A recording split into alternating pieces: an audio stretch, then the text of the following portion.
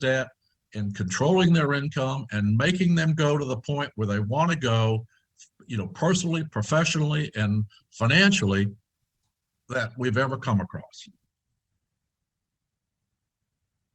All right, let's get started here. So, hey, we're going to talk about a meeting that we had yesterday, a Zoom call with Lashner, Howard Lashner. It was excellent. So, and we're going to have a panel of guys on here that are going to share some of the things they learned or they got from it. So I'm going to play a couple clips from this. Not the whole thing because it's like 2 hours long. So anyway, I play clips, and then after we play these couple here, then we'll be going into discussion what we learned from it. So let me share my screen here.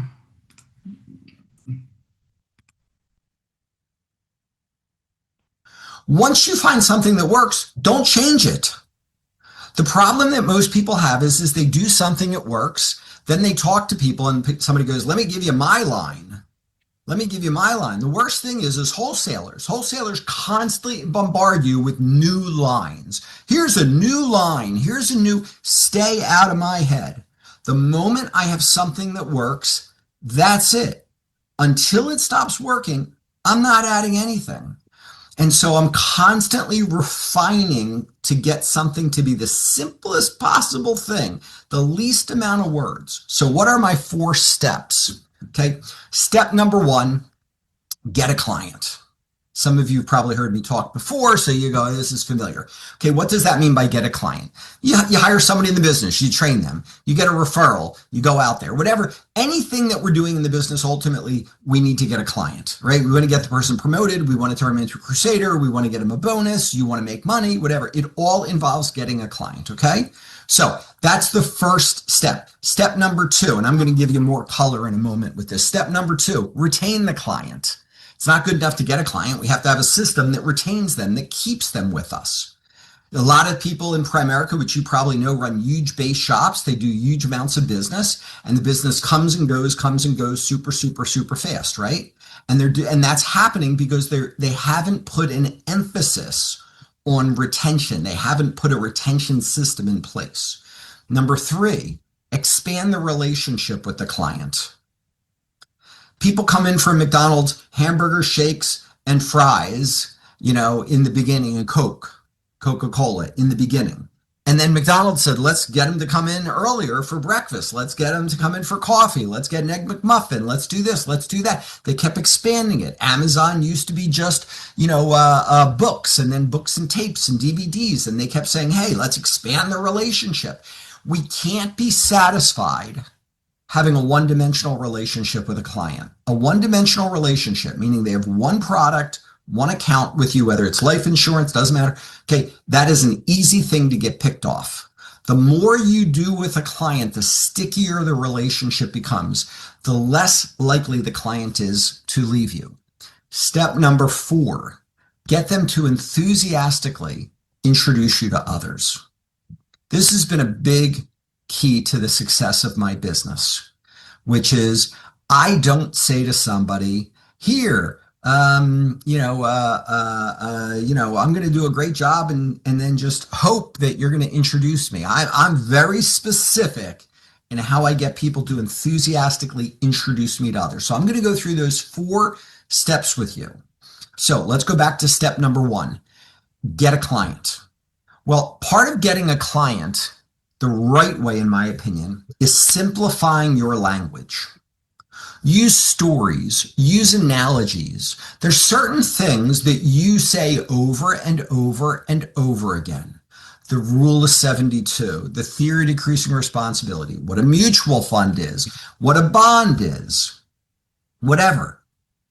Figure out the simplest, easiest, shortest way to explain it, and then never change. So, in my book, the very first chapter, I said the biggest mistake that advisors make is they use industry jargon. Now, why do they use industry jargon? There's 1 of 2 reasons. Number 1, they want to impress the client. Look how smart I am. I can use a word that's got 4 syllables in it, okay? Or number 2, they're trying to baffle the client with bullshit. That's how cash value agents work, right? Don't look at the man behind the stage. It's a shell game. Hey, you get this and you get this, blah, blah, blah, blah, blah. Okay. We don't want to do that. We want to be the person that when when we leave, the client says, wow, this is the first time I've ever understood this. Remember, people don't remember what you say. They remember how you made them feel. Make them feel confident. Make them or help them feel smart, intelligent. Nobody wants to feel stupid. Oh, I'm terrible with money. I'm terrible with numbers. I don't understand any of this stuff. If you can simplify it so they can say, wow, I get it. You've won. So what's an example? I'm going to give you 6 examples of the things that I do. So first we'll start with bonds. Okay. Bonds are something that when you're doing business, you tend to talk about bonds, right? You have balanced portfolio, an income portfolio. They have something. They have a target date retirement fund. We wind up having to talk about bonds at some point. True? Shake your head if you agree. Okay. So we're going to talk about bonds. Does the average person understand what a bond is? No. You say to somebody, you go, what's a bond? And they go, well, I mean, I kind of know. It's like a stock, but it's more conservative, and they really don't have any idea. So here is how I explain a bond. The same way every time for years now. Okay. So let's say I'm talking to Joe, and I believe your last name is Clavin, or is it Clavin? Clavin? Clavin. Clavin. Okay. Just like Lavin. Okay. Very good. All right. So Clavin. So let's say I'm talking to Joe and I bring up the thing about bonds. I'll say to Joe, let me give just a quick 30-second story on what a bond is, just to make sure that we're on the same page. Okay. Joe, imagine for a second you have $10,000 in a savings account and you're getting 1%. I'm your friend, your neighbor. I live across the street, and you have $10,000, you get 1%, and I need to borrow $10,000. So I go to the same bank you're doing business with and I say, hey, can I borrow $10,000? They say, no problem, 10% interest. And I think, gee, that's a little high. Then I remember my good friend Joe. I knock on your door. I say, hey, Joe, how about if you lend me $10,000, I'll pay you 5%. You'll make more, I'll pay less. Everybody wins. We cut out the bank. And Joe, what you would say to me is, how do I know you'll pay me back? And I'd say, don't worry. I'm going to write you an IOU. That's what a bond is. Except instead of an individual borrowing money, it's a company. That's called a corporate bond. A municipality, municipal bond. The government bond or treasury bond, that type of thing, or savings bond, right? And so when people say I bought a bond, they really didn't buy it. They really lent money. A bond is just somebody lent money. Skip over to another part.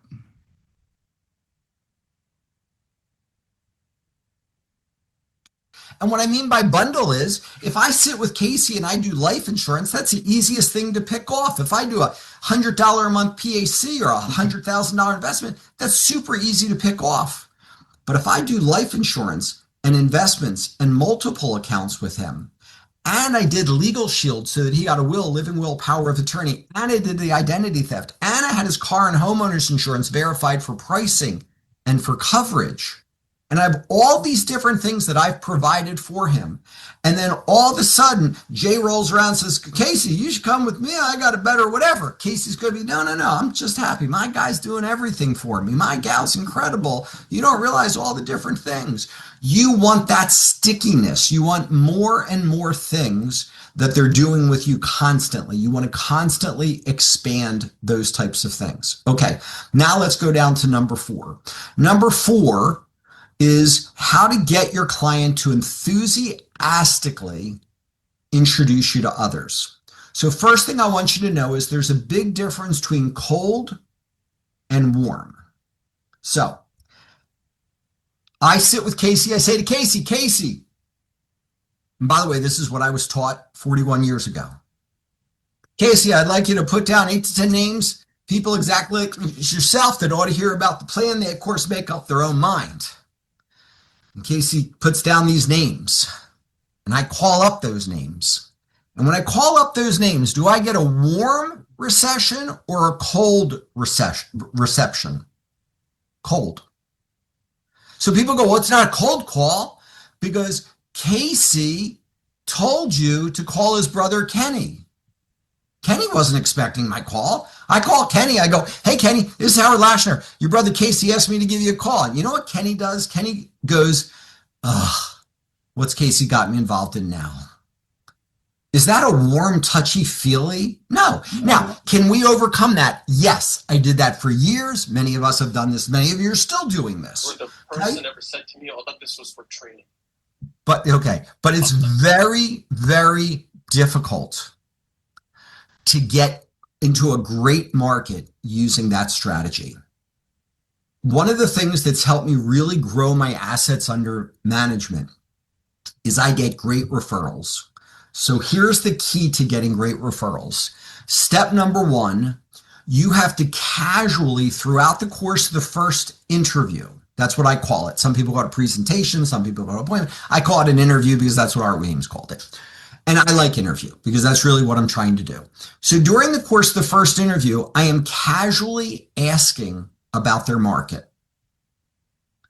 Okay? If I'm sitting down and I'm talking to Casey and Casey's 40, how old are his parents? Probably somewhere between 60 to 80, somewhere in that neighborhood, right? Jennifer's 40 is probably the same thing for her, right? 40 to 80, something like that. Guess what? I want to be, not 40 to 80, 60 to 80. I want to be in a market of 55 and older.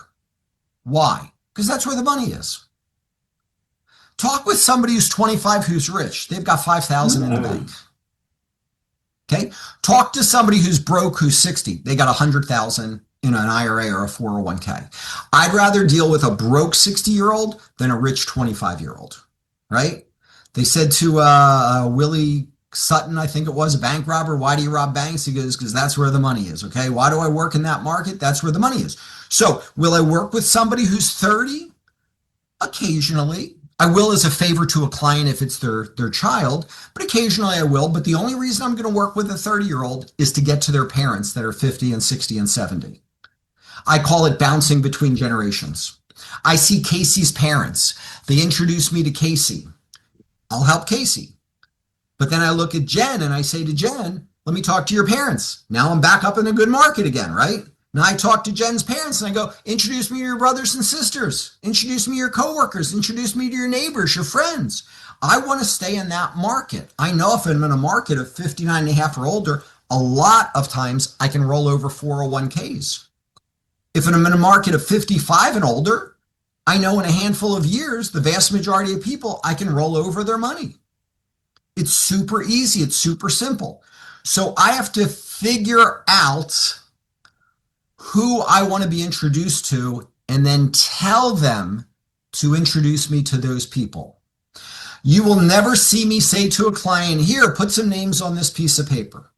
Never. Why? Because you get terrible names. You ever notice that?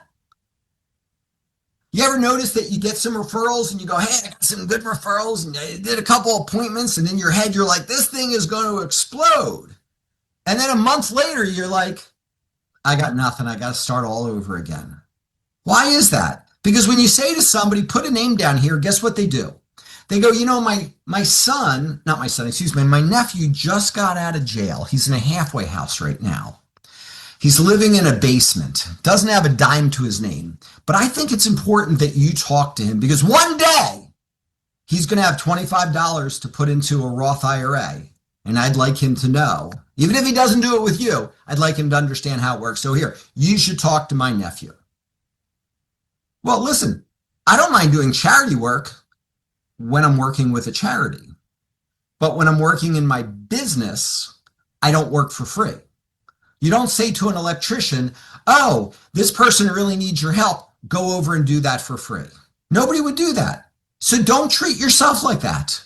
Okay. I love helping. I love doing giving. Okay. Marie and I give 6 figures. We love it. We're constantly talking. I was talking to Mike Sharp earlier today. I literally, when I was talking to Mike Sharp, the first time I was talking to him, I said to him, is it okay, Mike, to pray to make a lot of money because I want to give so much away? And he said, yes, it is. He's like my religious Sherpa here. And he said, yes, it is. It's okay. I said, well, that's good because I do pray to make a lot of money because I want to impact a lot of lives. And we'll come back to that in a moment. but I have to make sure I stay in the right markets. So if I'm sitting down with George, interviewing George, I'm going to talk to him about, tell me, George, are your parents still alive? Tell me, do you ever see a time that you're going to be financially responsible for them? Now, he thinks I'm asking that because I want to make sure that it's not going to be a financial drain on him. In reality, I'm asking him because I want to find out if his parents are somebody I might want to meet with. So I say, do you think you'll ever have time you'll be financially responsible? He goes, no, my parents are fine. I go, oh, that's wonderful. Is it because they have a pension or just because they were smart with their money? No, they're pretty smart with their money. Wonderful. I log that in my head if I'm face to face with them. Or if I'm doing Zoom, I literally write it on the piece of paper. George's parents, right? You ever go to a neighborhood and you go, oh my gosh, this is a great neighborhood. I would love to work in this neighborhood. This is absolutely amazing. Great. Then say to George, George, you live in a beautiful neighborhood. Tell me, are you close with your neighbors? George, you have children. Hey, do the kids have a lot of friends around here? Are you friends with your children's parents? And then at the end, you say, hey, I'd like to meet your neighbors.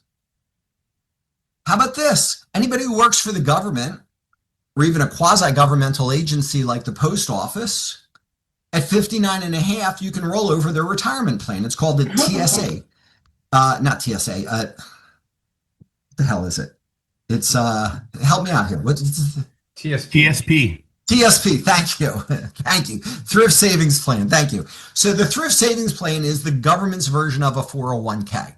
Okay, but just think 401k. 59 and a half, you can roll it over. So if Corey works for the government, who do I want him to introduce me to? 35-year-olds? No, 60-year-olds, right? Hey, Corey, how long have you worked in your department? 15 years? Wow, you the oldest person there? Like you have seniority, or are there people that are there longer than you, older than you? Yeah, there's a few people older than me. They getting close to retirement? Can you move up? And I do it very casually. And he goes, well, maybe in a couple of years, they're going to be looking to retire. Great. I want to meet those people. I said to a client once, first appointment, I said, tell me what you do for a living. He goes, oh, I work for my brother-in-law. My brother-in-law's got this amazing business. He buys candy bars from Hershey that are missized. Like instead of 8 ounces, it's 8 ounces. So they can't sell them. They get delivered to his farm. He puts it in this giant grinder. He puts sugars and grains and different things like that. It becomes feed for the animals. Literally plastic wrapper and all, cardboard, everything goes into this thing, right? I was making $1.5 million a year. So he says to me, he goes, oh my gosh, no, I didn't know this thing. He goes, oh my gosh, the greatest business in the world. He's doing so great. And I said, tell me, I said, you have enough credibility with your brother-in-law that if you asked him to take a 5-minute call from me, he would, don't you? And he went, sure, of course. I said, great. Well, between now and the next time we get together, just reach out, ask for permission for me to talk to him. And at the end, I'll talk to you more about that. And he went, okay. I came back the second time. He said, my brother-in-law is waiting for a call. Now, is that a cold call or a warm call? Warm call. Okay. I never call somebody that isn't expecting my call. So I tell them who to introduce me to, and I tell them to get permission for me to talk to the person first. If I call up Ted and I say, hey, Ted, Howard Lashner, Casey asked me to give you a call. He mentioned my name to you, didn't he? And Ted goes, no. I go, oh, I am so sorry. I don't try to salvage it. I am so sorry. I'm embarrassed. I was under the impression that he had spoke to you about me. I actually feel uncomfortable. Let's just end this call right now, and Casey can talk to you at another time. And Ted might say, no, you don't have to hang up. What's it about? No, I feel uncomfortable. I prefer not to do that right now. I called Casey. Hey, Casey, we must have got our lines crossed because Ted didn't know who I was. I'm not going to try to salvage it with Ted. It isn't worth it. And the worst thing that could happen is I do salvage it, and then I say to myself, oh, it's okay. I can do this without getting a personal introduction. No. I want Casey to get me permission. Because what does Casey have to do to get me permission? He has to sell his brother Ted on me.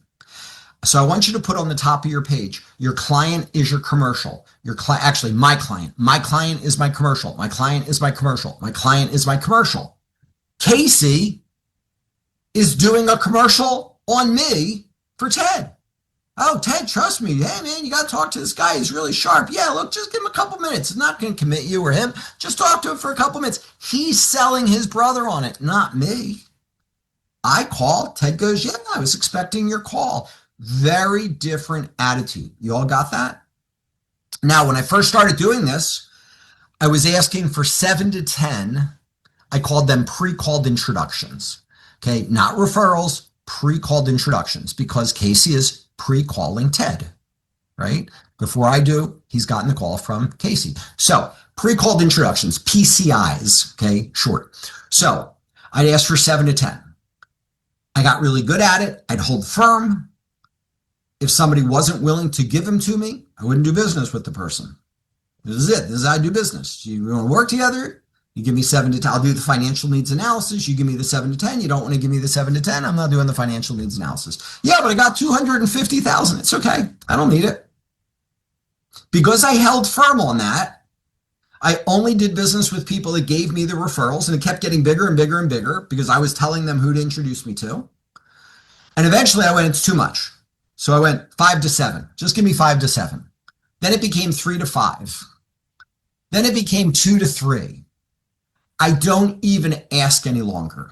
Now what I say is, Kenny, all of my clients introduce me to family and friends, coworkers, neighbors, that type of thing. That's all I said. And then as we're talking casually, if there's somebody that I think, hey, I'd like to meet that person, I'll tell Kenny, introduce me. But at this point, my client base is large enough that 75% of what I do is with my client base. You know, maybe 80% of what I do is with my client base, you know? So I'm fine. Do I want more clients? Yes. Do I want more business? Yes. I just went over $500 million in the base. I want to be the first one to go over $1 billion in the base. I have goals. I want to, hit whatever, but I don't have to ask for 7 to 10 anymore. But if you ask for 7 to 10 and you hold to that, I promise you, it will compound out for you. Getting the 90-day calls, following up with your clients, doing the right things, using CRM, all of those things are the types of asking about the in-service rollovers, telling them who to introduce you to. All of those things will generate business for you. And it creates a wow experience. Your clients will feel good about you. The vast majority of your clients that have an account with somebody else, when you meet them, what they say to you is, I haven't heard from the person in a long time. They've been abandoned. The moment they've been abandoned. All right. Had so many great points. The whole video was so good. The training yesterday with that. And I think most of the guys that were on there were all BDR smart people watching. George set it up. But hey, I just want to announce before I have George come on here and the panel. Tom Bosler went over, I think, what was it, $117,000 for the month. Tom Bosler, okay? He's a second generation RVP of mine. But he's been on here quite a few times talking about BDR Smart. He turns every appointment into a BDR Smart appointment, every child rider, everything. And just like Casey Corn, who is be on here too. That's why their business exploded. I think Casey, he'll tell us, I think he made $70,000 last month. So unbelievable. So anyway, so proud of what he's doing. So, hey, George, are you on? Yes, sir. George, you set this up. I mean, he's incredible from what he's doing. Just the referral thing. I mean, we were taught, get a list of names, and here's, and I'll just call these people cold versus warm. He had so many good points there. Your thoughts before we get to the panel? Well, first of all, the premise that you guys need to understand is success leaves clues.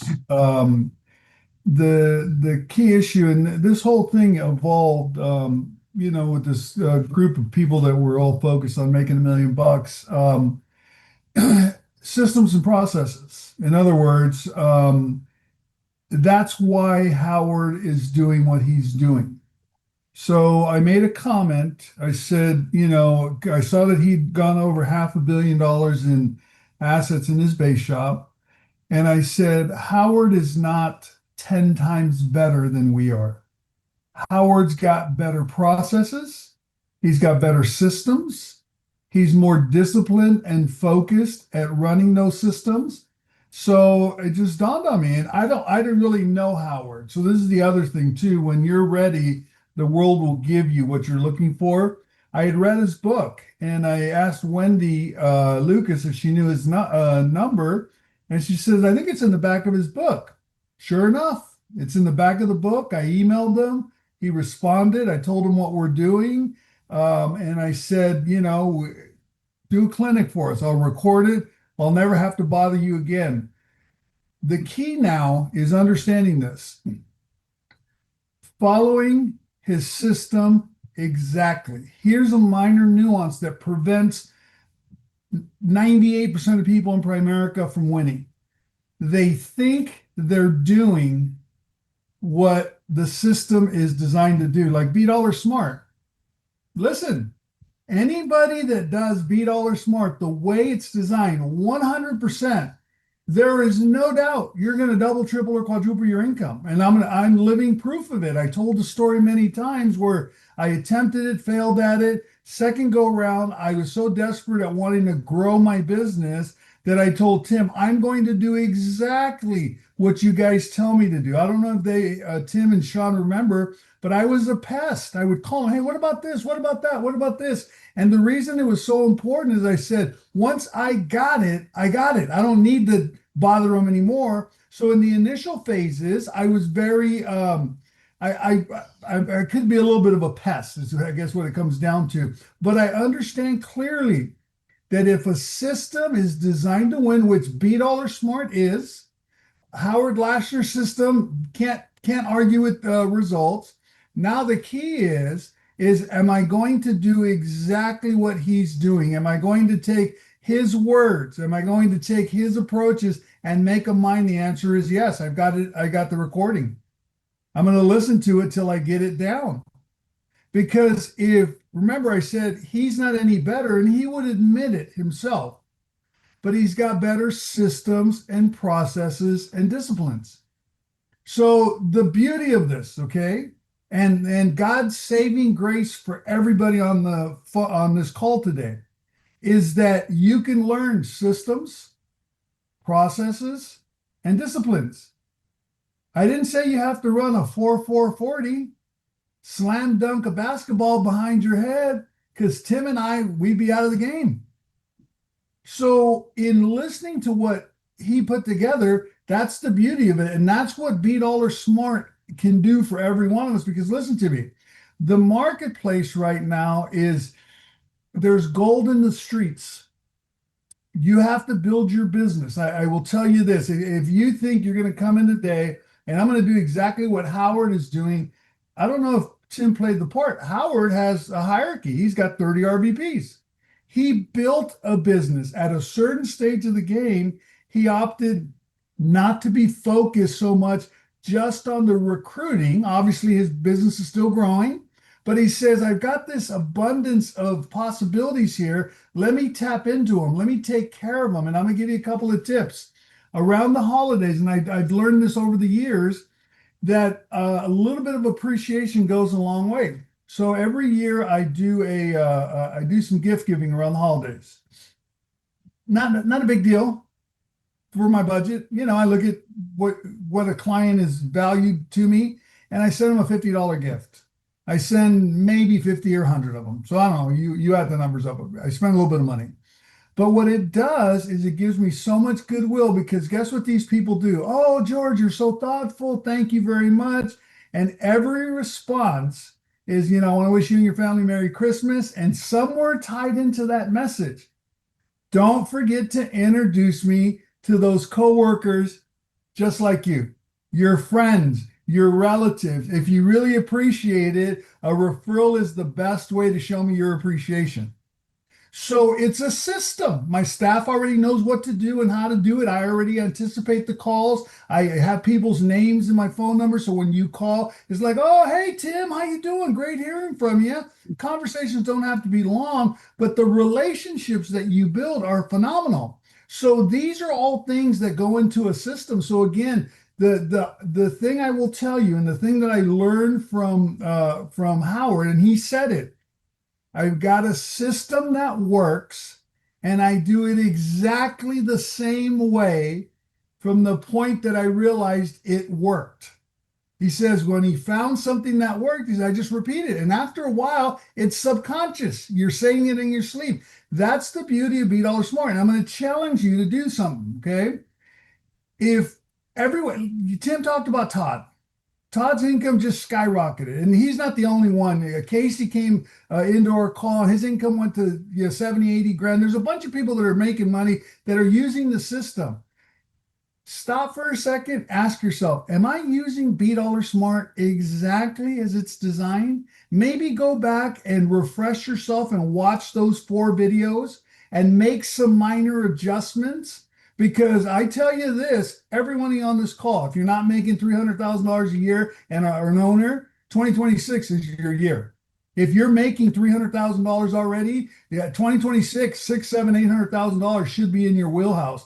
But you have to follow the system exactly. So again, proof is in the pudding. I love Howard. He's a phenomenal human being. But I know that the reason that he's successful is he had a system. So I said, let's figure out what it is. Now it's on us, it's on you to actually mimic it.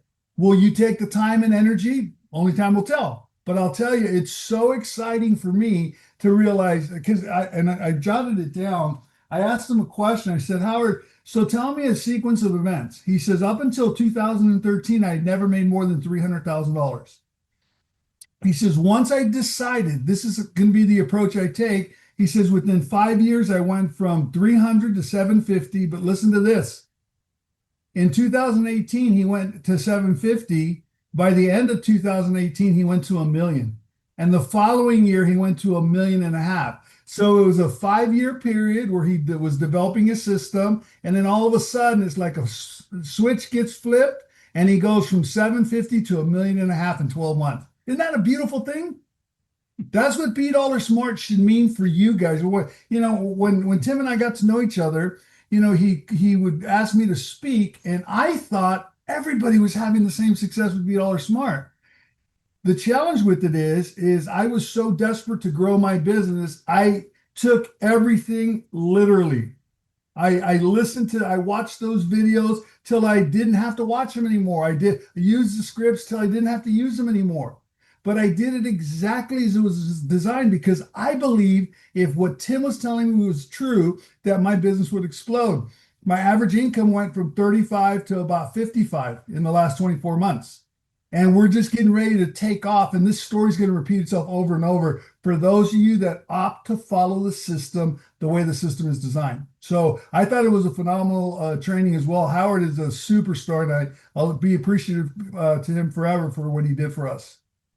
Yeah, it's interesting. Just like Todd Bossler, he's stuck at 200,000 for the year, for years and stuff. And now he made 115,000 in 1 month. Just like unbelievable. The other thing that surprised me too, George, was that he covers all products.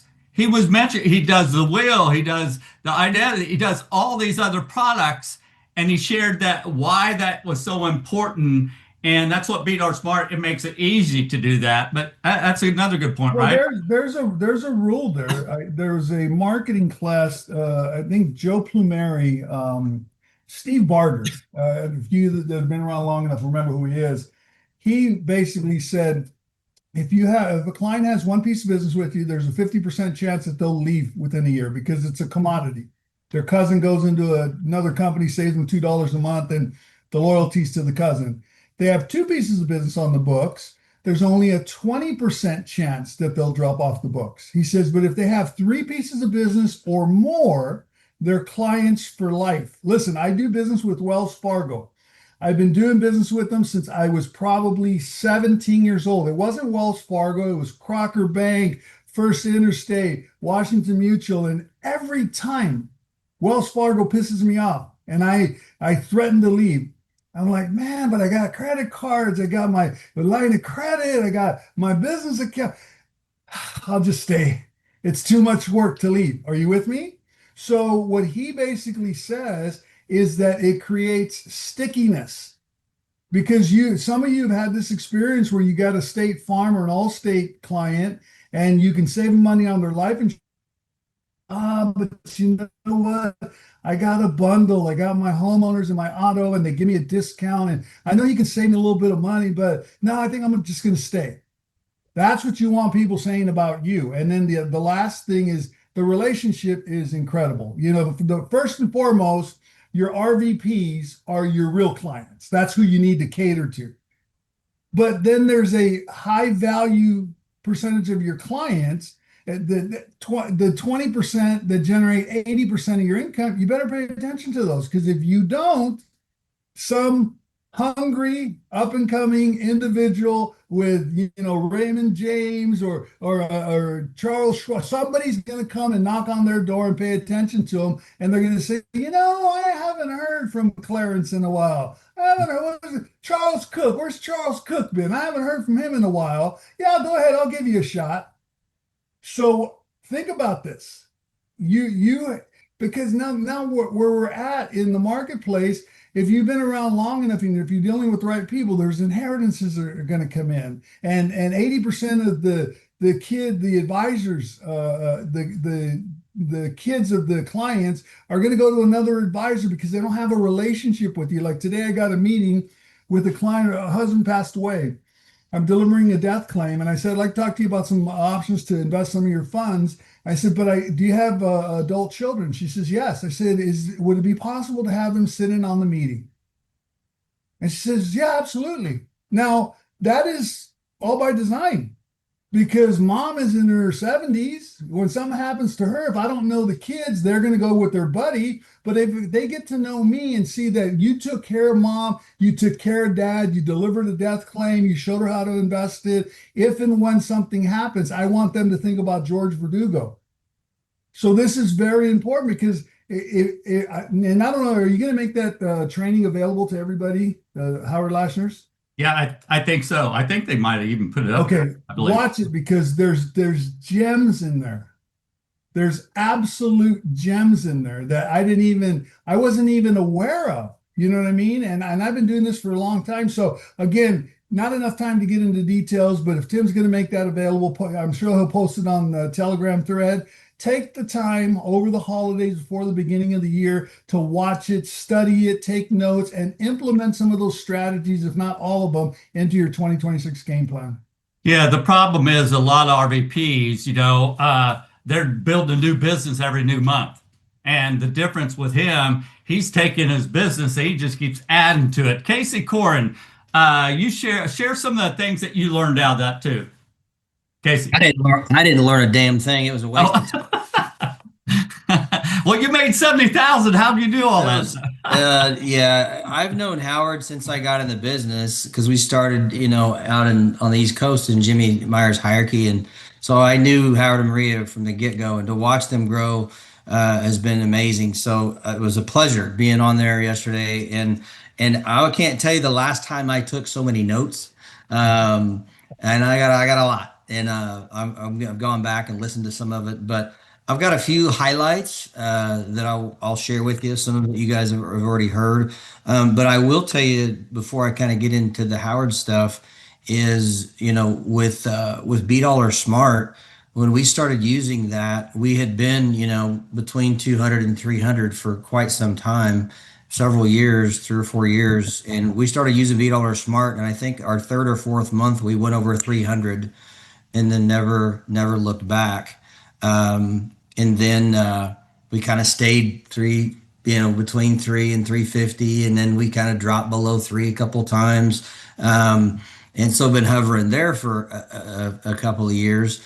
And then in February of this year, we hired a CRM specialist, and in the last 12 months, our income is up 66%. So we had our two best months of income this year. July we made 75,000. The last month we made over 60, and a lot of it is just the combination of submitting to be Dollar Smart on every appointment and being a part of an accountability group that I'm with, George Verdugo on here and some other leaders. And now with the things that Howard shared, it's like, okay, now I'm going to pour some rocket fuel on this and get this thing perfect, a well-oiled machine. Because it's been great, and she's setting appointments for us. Our CRM specialist, she's doing follow-ups and birthdays and setting up our client reviews, and now we got her calling her into terms and child riders. But I realized yesterday, I was like, there's so much more that I could have her do, that I could free up my time to do things I need to be doing. Think about all of you out there that have ever filled out a variable annuity application or a managed account application, and how much freaking time it takes to do that. And Howard doesn't do any of that, right? They set the appointment. She has it all done. It's at 98, 96, 97% done. He gets on, does the appointments. He's on there 15 minutes and makes whatever he makes and helps the client. So that's a transition that we're going to be making and teaching her and having her do the applications ahead of time. So we're not doing that. So a lot of it is just time management is what I got out of it. One of the things he talks Can I about. ask a question real quick? Absolutely.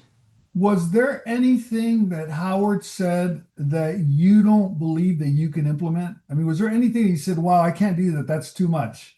Nothing. And I told Tim yesterday, Tim and I had a conversation. I don't know how many times it was, but it was definitely in double digits that he used the word simple. Everything is simple. It's just a methodical, simple system. And I really, truly believe, just with the nuggets we got yesterday and implementing those and committing to that, we'll take our income to $1 million by the convention. And that's something I've said, I've written it down, but after yesterday, I have a whole new enthusiastic set of confidence that truly believe that, like, well, we'll just do that and we'll get there. I mean, if he could freaking, give himself a $1 million pay raise in 12 months, we could surely get to $1 million. But one of the things that he talked about was retaining clients and not just say, hey, here's my card, call me if you need anything. This is one of the things I wrote down and I highlighted it. I put it in all caps, was the voice is the key. The voice is the key. And all of their investment clients, and he said all of them, there's not, if they have 100,000 or more, he said all of them receive a phone call from his assistant at least every 90 days. And it's something, I don't know the exact verbiage of it. I'm gonna get that, but they check in with them. Howard just wanted us to check in with you, see if there's anything you need. And then he said that every time, and they put it in CRM, what they said to him, but every 90 days when they call, they change it up at the end. And they may say, hey, Tim, by the way, are there any other investment or retirement accounts that you have that you don't have with Howard that you feel like you would want to talk to him about, or however the verbiage is? And then they say, oh, by the way, we want to make sure that you're aware, and they might bring up, if you could save some money on auto home insurance, is that something you want to do?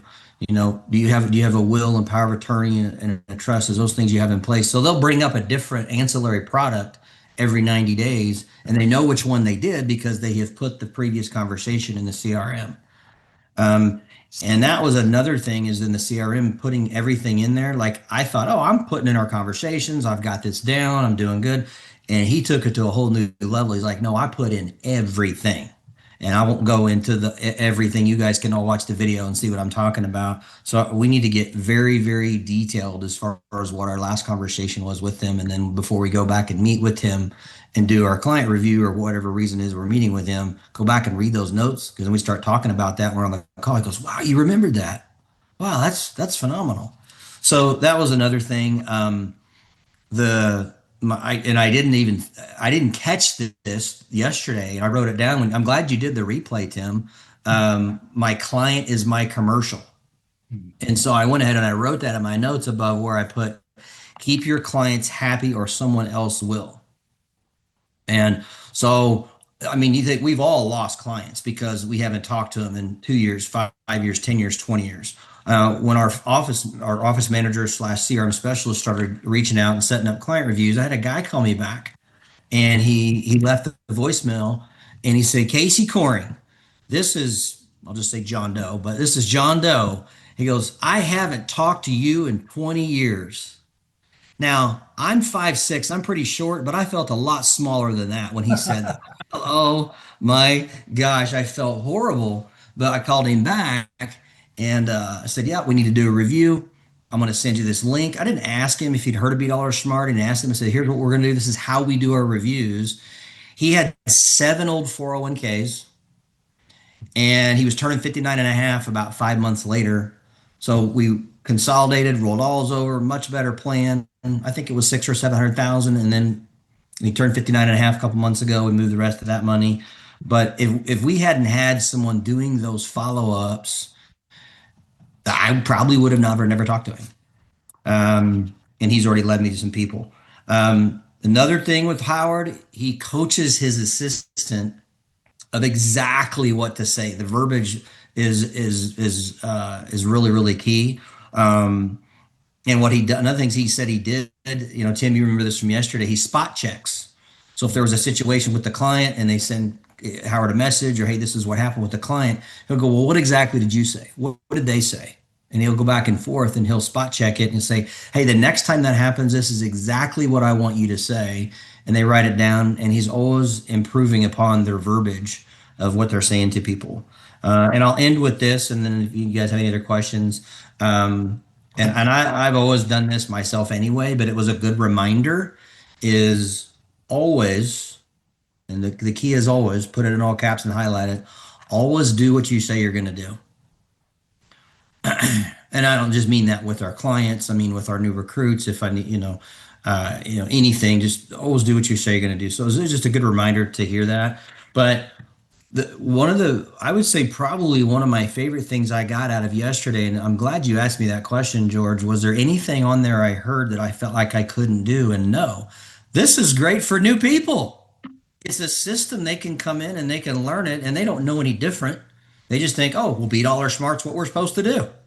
Right. I'm excited about Nash. I'm excited about Mark Ansodia. Been communicating with him, right? Being on here. And the new people don't know any difference. They don't know we used to do a full, 30-minute presentation. They don't know any of that.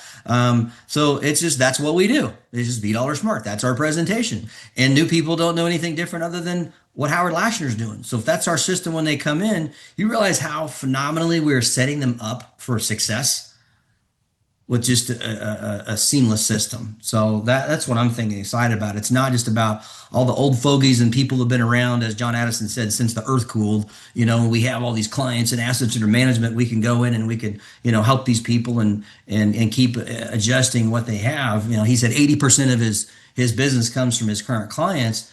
That's all great, but this is a phenomenal system for everybody, even the new people.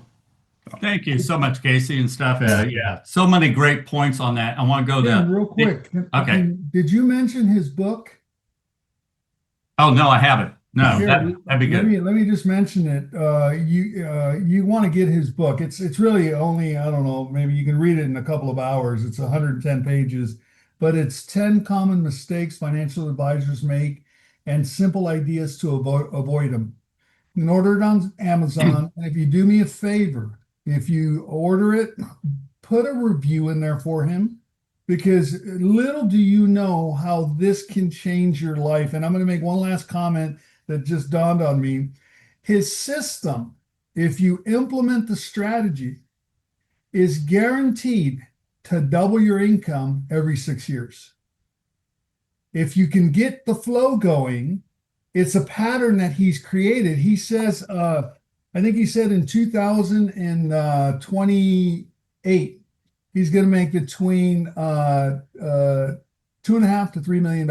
He says, slam dunk. I don't even have to go look for anybody else. It's already there. It's already being developed. So it's a business where some of you that, if you've been around a little while, maybe you lost a little bit of the fire.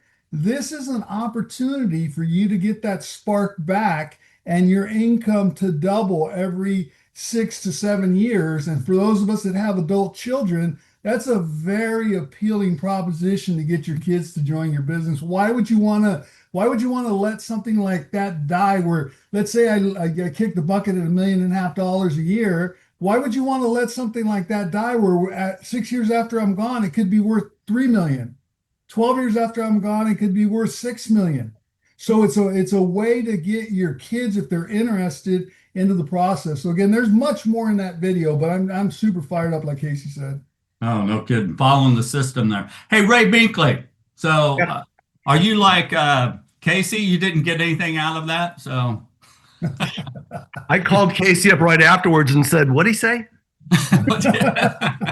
Well, you're also part of George Group, and your income has gone out the roof too. So yeah, no. By the way, George doesn't need this, and he's, he wouldn't even want me to say this, but I wanted a special shout out to George Verdugo, who actually set this up, and our teammates on the MDE team. I mean, Don and Dave and Wendy and Rick and Jay and Corey and Todd and Chris and Kenny and Tommy.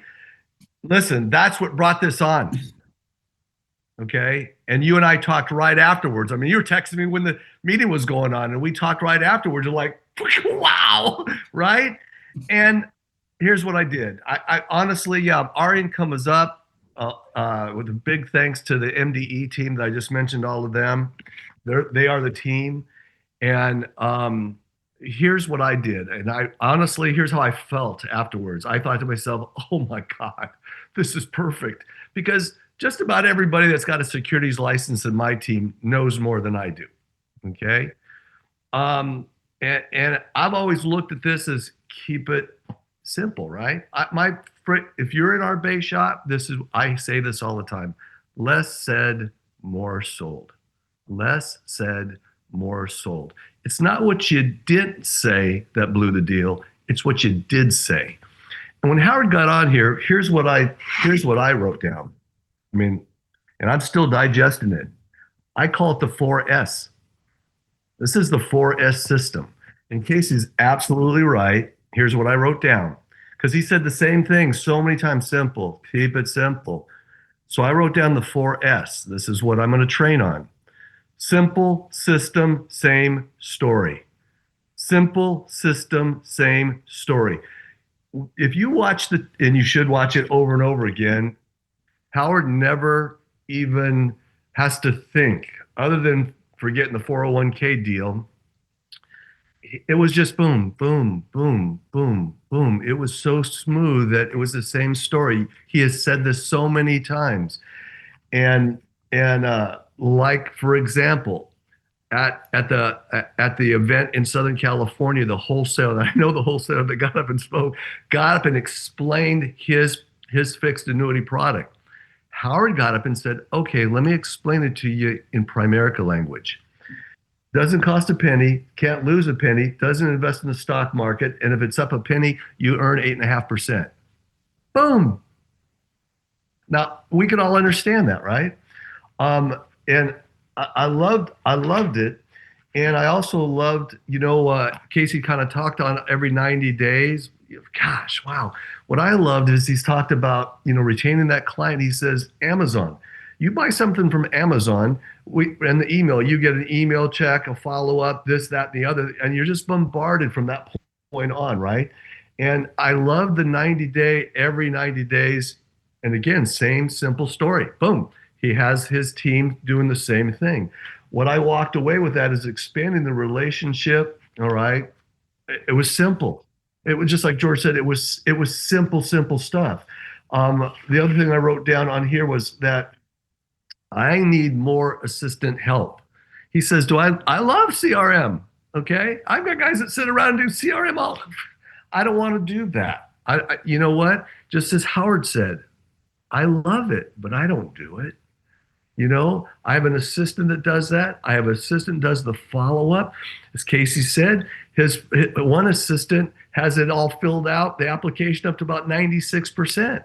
So he says, if I only spend 15 minutes on there and I roll $1 million, I made, $30,000 that hour, or in 20 minutes. I love that. My client is a commercial. Now you plug this into B Dollar Smart. How simple, right? Everything George was saying, B Dollar Smart. If you're not using it, it's just a conversation. He calls it an interview. I call it a conversation. I might start calling it an interview, you know? Here's what I also love. George just talked about the book. What Howard said hit me like a thunderbolt. He says, hey, by the way, here's a book written by one of my colleagues, my business partner. Oh, really? Your business partner wrote a book? Okay, the 10 biggest. Oh my God, you guys are somebody. Just adding credibility. That was genius, absolutely genius. And so it was such a calming thing that all of a sudden I looked at it and Casey, no, bro, you're wrong, man. You're gonna make $1 million before the convention. You know what I'm saying? And so are so many of you, but I know our MDE team are going to make $1 million before the convention. I don't care where you're at, because right now we now have the system. If you follow it, don't try to reinvent it. You plug in B Dollar Smart, absolutely off the hook. I mean, that's how Tim, you and I talked about it and said, oh my God, this is absolutely incredible. I can go on and on, but I'm just going to digest it. I'm going to read this thing, listen to this thing over and over and over again. And again, a big wow to George, my buddy, for putting this thing together. Yeah, it's interesting how some people in the company, George, thank you so much. I love that. Simple, what did you say? Say it again, simple. 4 S's. Simple system, same story. Right. Which is that's a system. You're doing the same thing, repeating. But it's interesting how some RVPs, they're building their business on getting 50 or 100 new recruits, and next month 50 or 100 recruits, and then they can go up and down. But these guys like Howard, George, they're building business and it just gradually keeps on going, and their income doesn't drop because they're doing the whole thing for the client, first of all, and also they're building the business. Before I have you talk there, George, just want to let you know, Sean has a boot camp. It's in the chat line.